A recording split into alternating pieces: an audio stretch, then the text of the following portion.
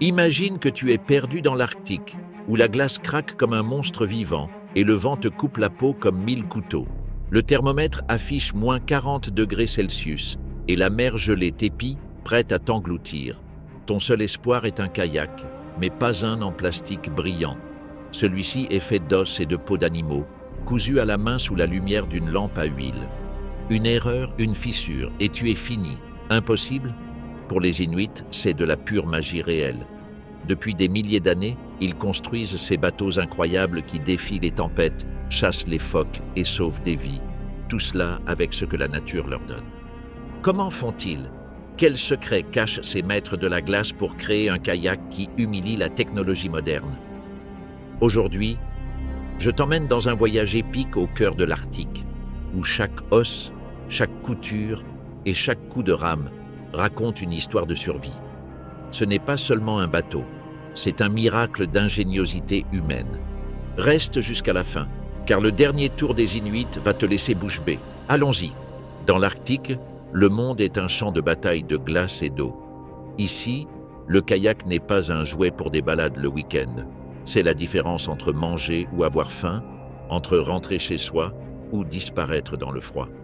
Les Inuits l'appellent kajak, et c'est bien plus qu'un bateau.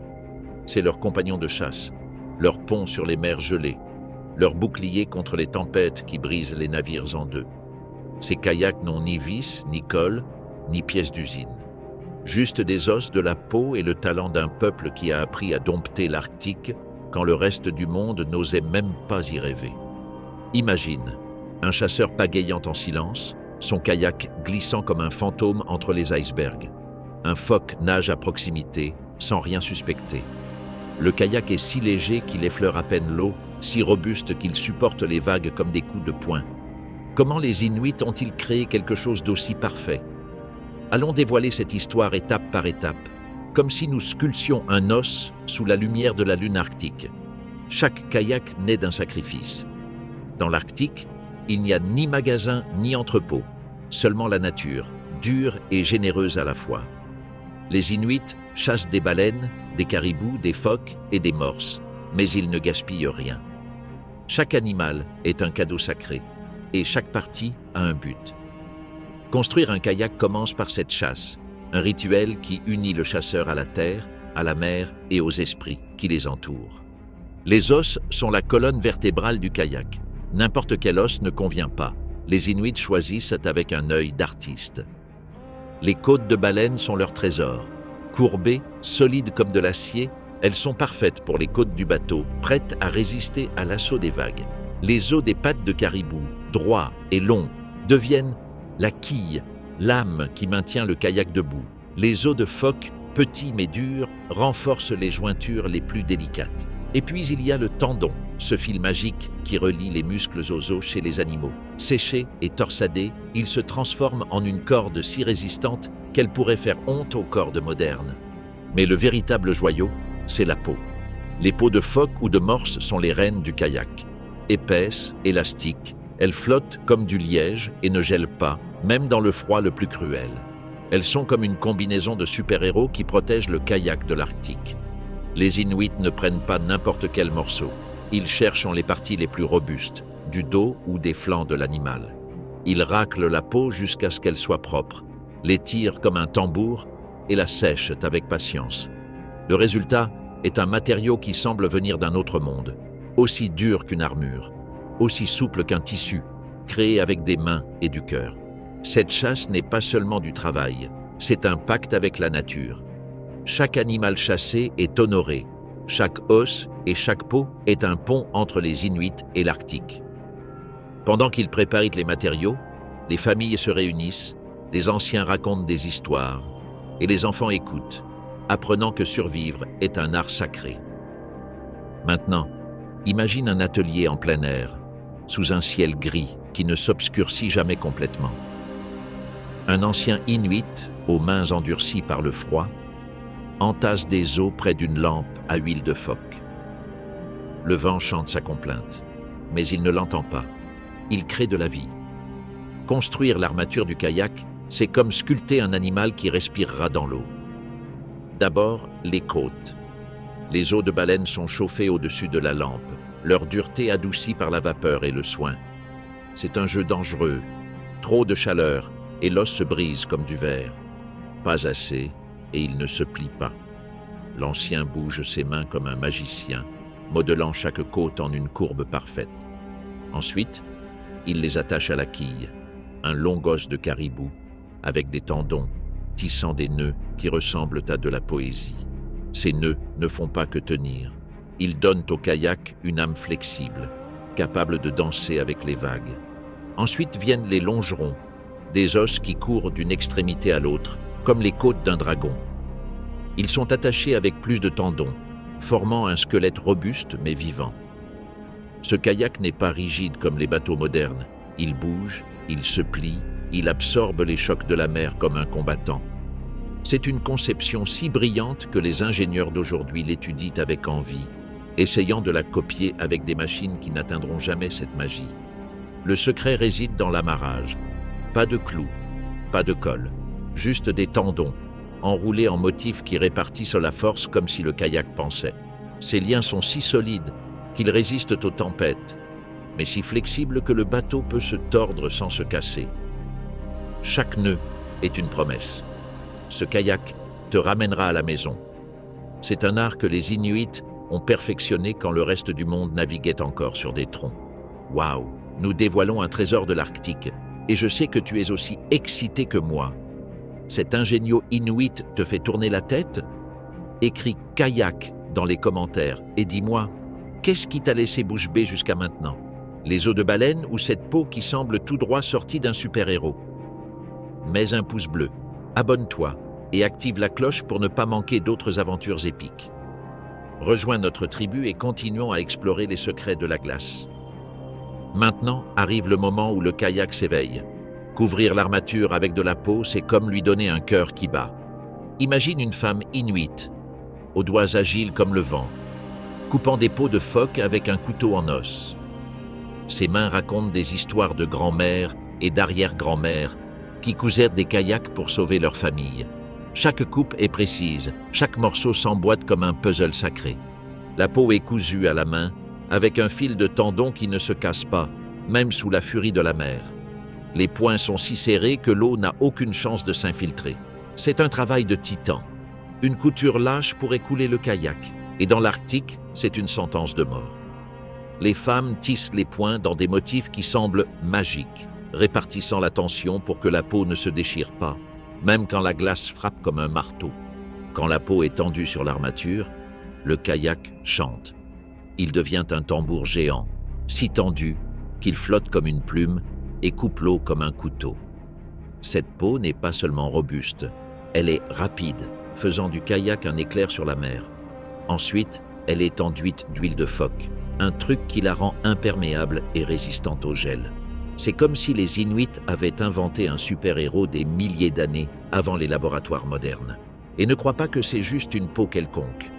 Beaucoup de kayaks portent des tatouages de l'Arctique, des motifs peints avec du jus de plante, des cendres ou des minéraux. Une courbe peut symboliser une grande chasse, un zigzag peut demander à la mer de te protéger. Ces kayaks ne sont pas seulement des outils, ce sont des histoires vivantes, de l'art qui navigue, un morceau de l'âme inuite qui fend les vagues. Le kayak est presque prêt, mais il manque deux détails qui le rendent invincible, le cockpit et la pagaie. Le cockpit est comme une étreinte. Il est sculpté pour s'adapter au corps du chasseur, si parfait que l'eau glacée ne peut pas entrer. Parfois, il est doublé de peau de phoque douce, un petit luxe dans un monde où le froid mord comme un loup. Les Inuits utilisent aussi un twilik, une sorte de veste en peau qui scelle le cockpit. Avec cela, le chasseur peut retourner le kayak sous l'eau et remonter comme un dauphin sans qu'une goutte ne le touche. Cette manœuvre, le roulé de Groenland, est du pur génie. Un kayak qui n'a pas peur de couler. La pagaie est une autre merveille. Sculptée dans du bois flotté ou un os de baleine, elle est légère comme une plume, mais solide comme une lance. Ses pales sont conçues pour glisser sans bruit, parfaites pour traquer les phoques qui entendent jusqu'à un murmure dans l'eau. Pagayer un kayak inuit est un art. Chaque coup est doux, précis, comme une danse avec la mer. Une pagaie mal faite pourrait faire chavirer le bateau ou effrayer la proie. Alors les Inuits la créent avec le même amour que le kayak lui-même. Avant que le kayak ne parte à la chasse, il doit affronter le juge le plus sévère, l'Arctique. Le constructeur, peut-être un chasseur marqué par 1000 tempêtes, l'emmène sur l'eau. Il sent comment il bouge, comment il enlace les vagues, comment il réagit à la glace qui gratte comme des griffes. Il pagaille entre les icebergs, défie les courants, teste si le kayak a le cœur d'un guerrier. Si quelque chose cloche, un nœud lâche, une peau relâchée, il le répare sur place, sous le ciel glacé. Cette épreuve n'est pas seulement pour le bateau, c'est un pacte entre l'homme et la mer, un serment que ce kayak ne faillira pas. Ces kayaks ne sont pas seulement des bateaux, ce sont des armes secrètes. Conçus pour la chasse, ils glissent comme des ombres, si silencieux qu'un phoque ne les sent pas avant qu'il ne soit trop tard. Leurs corps étroits et flexibles les rend agiles, capables de se faufiler entre des blocs de glace comme un poisson. Les chasseurs pagaient avec douceur, leurs pales embrassant l'eau au lieu de la frapper. C'est un art appris dès l'enfance, en observant comment la mer respire, comment les phoques écoutent. Dans l'Arctique, le bruit est un traître, et les Inuits savent comment le faire taire. Le kayak est prêt pour la bataille. Il a des supports en os où pendent des harpons, prêts à être lancés en 1 seconde. Certains cachent même des outils dans des poches secrètes à l'intérieur de l'armature, comme si le kayak était un espion de la mer. Chaque détail est réfléchi. Ce n'est pas un bateau, c'est un chasseur aussi redoutable que l'homme qui le guide. Voici ce qui est le plus époustouflant. Chaque kayak est une pièce unique. Pas de moule ni de taille standard. Les Inuits construisent chaque bateau pour le chasseur qui l'utilisera, comme un costume taillé sur mesure. Ils mesurent ta taille, tes bras, même ta façon de pagayer. Un kayak qui ne convient pas bien peut chavirer ou t'épuiser. Et dans l'Arctique, c'est un billet pour le désastre. Certains kayaks sont larges pour les eaux agitées, d'autres fins comme des aiguilles pour voler sur des baies tranquilles. Sur des côtes où les vagues rugissent, la proue se courbe vers le haut, coupant l'eau comme un couteau. C'est de l'artisanat pur, un amour du détail qui fait de chaque kayak un morceau de son propriétaire. Bien qu'ils soient faits d'os et de peau, ces kayaks sont durs comme des rochers. Les peaux, imbibées d'huile de phoque, repoussent l'eau et se moquent du froid. Elles durent des années face aux tempêtes et à la glace. Si une fissure apparaît, les Inuits ne se rendent pas. Avec des tendons, de la graisse et une aiguille en os, ils raccommodent le kayak en pleine nature, sous la neige qui tombe comme des plumes. Cette capacité à réparer est aussi cruciale que le bateau lui-même. Dans l'Arctique, il n'y a pas de place pour abandonner. Les kayaks ne chassent pas seulement, ils sont les fils qui tissent la vie inuite. Ils transportent des familles vers de nouvelles terres, relient des villages pour échanger des peaux ou des histoires, ouvrent des chemins là où la glace bloque tout. Dans un monde sans route, le kayak est la liberté. Les enfants inuits apprennent à pagayer presque avant de parler, jouant avec de petits kayaks qui sont comme les chiots des grands bateaux. Ces leçons ne sont pas seulement des compétences, ce sont des étreintes entre grands-parents, parents et enfants, un pont d'amour et de sagesse qui ne se brise jamais. Aujourd'hui, les kayaks modernes copient les Inuits, mais ne les égalent pas. Le plastique est robuste, mais lourd, et se casse dans le froid. Les kayaks Inuits sont légers, vivants, parfaits pour l'Arctique. Leur secret n'est pas seulement technique, c'est un pacte avec la nature. Les Inuits n'ont pas combattu la glace, ils l'ont comprise, ils l'ont aimée, et ils ont créé des bateaux qui chantent avec le vent. Cet héritage ne se trouve pas dans les musées, il vit dans les mers, où les Inuits pagaient encore. Chaque kayak est un conte de courage, de mains qui sculptent, d'un peuple qui ne se rend pas. Il nous crie, la vraie force n'est pas dans les machines, mais dans l'écoute du monde et dans le fait de le façonner avec le cœur. Nous nous arrêtons sur les côtes de l'Arctique, regardant un kajak danser avec les vagues. Ce n'est pas seulement un bateau, c'est un miracle, un cri de vie qui résonne depuis des siècles. Les Inuits n'ont pas construit des kayaks, ils ont construit des rêves, un héritage qui défie les tempêtes et le temps. Dans un monde qui court après le nouveau, ils nous enseignent, Le meilleur est parfois dans l'ancien, dans la sagesse de ceux qui transforment la glace en foyer. Et toi, oserais-tu pagayer un kayak inuit sur une mer gelée?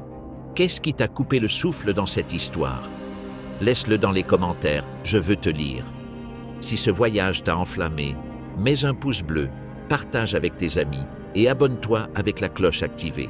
Allons continuer à chasser d'autres histoires épiques ensemble.